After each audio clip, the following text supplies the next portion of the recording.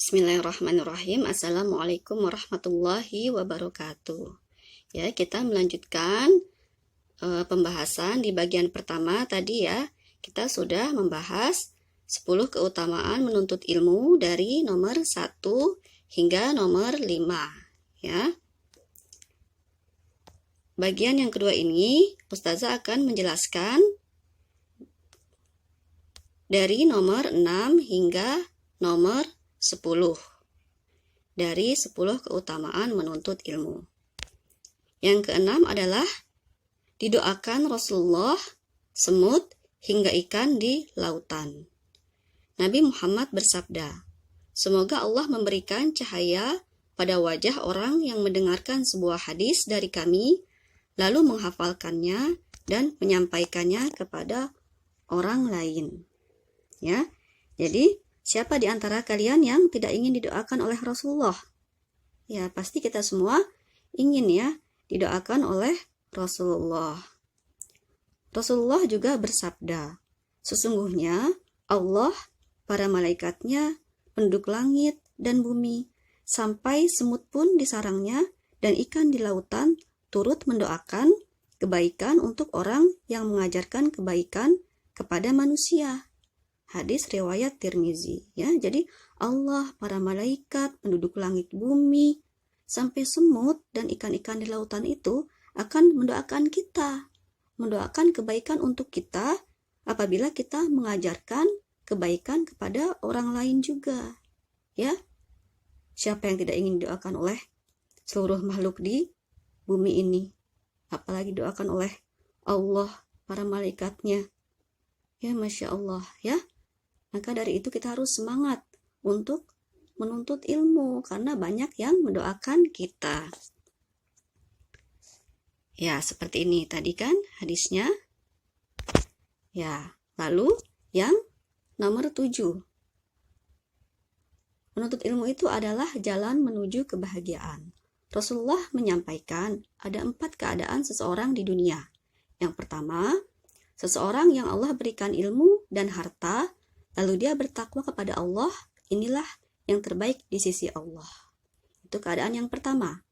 Keadaan yang kedua, seseorang yang Allah berikan ilmu, namun tidak diberikan harta.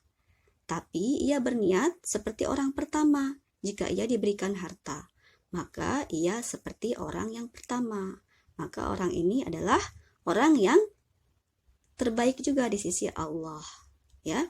Yang ketiga, seseorang yang Allah berikan harta namun tidak diberikan ilmu. Ia tidak dapat mengatur hartanya dan tidak bertakwa kepada Allah dalam hartanya. Karena dia tidak memiliki ilmunya, ia adalah orang yang paling jelek di sisi Allah. Ya, kita tidak ingin ya seperti orang ini. Yang keempat, seseorang yang tidak Allah berikan harta dan tidak juga diberikan ilmu. Namun ia berniat jika ia diberi harta akan berbuat seperti orang yang ketiga. Ya, ia mengatur hartanya dan tidak bertakwa kepada Allah. Dia niatnya seperti itu, maka orang ini seperti orang yang ketiga, yaitu orang yang paling jelek di sisi Allah. Nah, kita ingin seperti orang yang keadaannya yang mana? Nomor 1, 2, 3, atau 4? Nah, kita ingin kebaikan ya. Kalau kita ingin kebaikan, maka kita harus berusaha seperti orang yang ke-1 dan ke-2 ya. Kita ingin kebaikan atau yang terbaik di sisi Allah, maka kita harus berusaha seperti orang yang nomor 1 dan nomor 2. Nah, kita menjauhkan diri dari perbuatan orang ketiga dan keempat ini karena mereka adalah orang yang paling jelek di sisi Allah ya. Lalu keutamaan menuntut ilmu yang ke-8. Menuntut ilmu termasuk jihad di jalan Allah. Rasulullah Shallallahu Alaihi Wasallam bersabda, "Barang siapa yang memasuki masjid kami ini, Masjid Nabawi, dengan tujuan mempelajari kebaikan atau mengajarkannya, maka ia laksana orang yang berjihad di jalan Allah Ta'ala. Dan barang siapa yang memasukinya dengan tujuan selain itu, maka ia laksana orang yang sedang melihat sesuatu yang bukan miliknya." Ya, jadi menuntut ilmu itu termasuk berjuang di jalan Allah. Maka bersemangatlah. yang ke-9. Mengajarkan ilmu termasuk amal jariah. Rasulullah Shallallahu Alaihi Wasallam bersabda, jika seseorang meninggal dunia, maka pahala amalnya terputus, kecuali 3 hal, yaitu sedekah jariah, ilmu yang bermanfaat, dan anak solih yang mendoakan orang tuanya. Ya, jadi mengajarkan ilmu itu adalah termasuk amal jariah yang tidak akan terputus amalnya, walaupun kita sudah meninggal dunia, walaupun kita sudah di alam kubur, walaupun kita sudah di akhirat, ya. Pahalanya tetap mengalir kepada kita apabila kita mengajarkan ilmu kebaikan kepada orang lain. Ya, seperti kalian menjadi guru, menjadi ustadz, ustazah, ya. Itu kalau kalian mengajarkan murid-murid kalian kebaikan, maka pahalanya akan mengalir terus walaupun kita sudah meninggal, ya. Masya Allah, keutamaannya menuntut ilmu dan mengajarkan ilmu ini. Nah, yang terakhir ke-10, ya.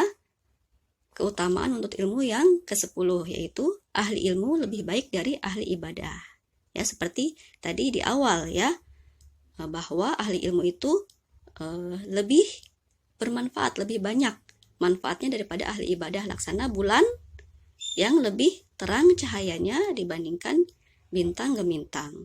Rasulullah Shallallahu Alaihi Wasallam bersabda, sesungguhnya seseorang yang mengajarkan kebaikan akan dimohonkan ampun oleh makhluk yang ada di langit maupun di bumi, hingga ikan yang berada di air.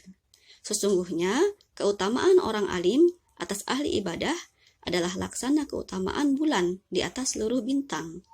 Sesungguhnya para ulama itu pewaris para nabi, dan sesungguhnya para nabi tidak mewariskan dinar, tidak juga dirham.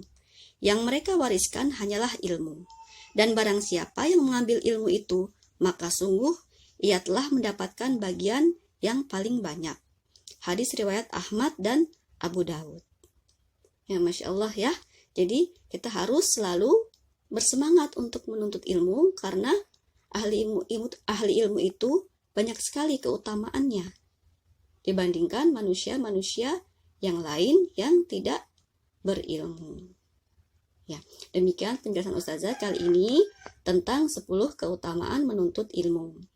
Dan di bagian yang kedua ini, nomor 6 hingga nomor 10, kalian jadikan PR, ya. Kalian buat videonya, kalian menghafal 10 keutamaan menuntut ilmu nomor 6 hingga 10. Ya, lalu diserahkan ke Ustazah pada hari Jumat, ya, paling lambat hari Jumat. Ya, demikian.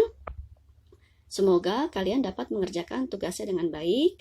Barakallahu fikum. Wassalamualaikum warahmatullahi wabarakatuh.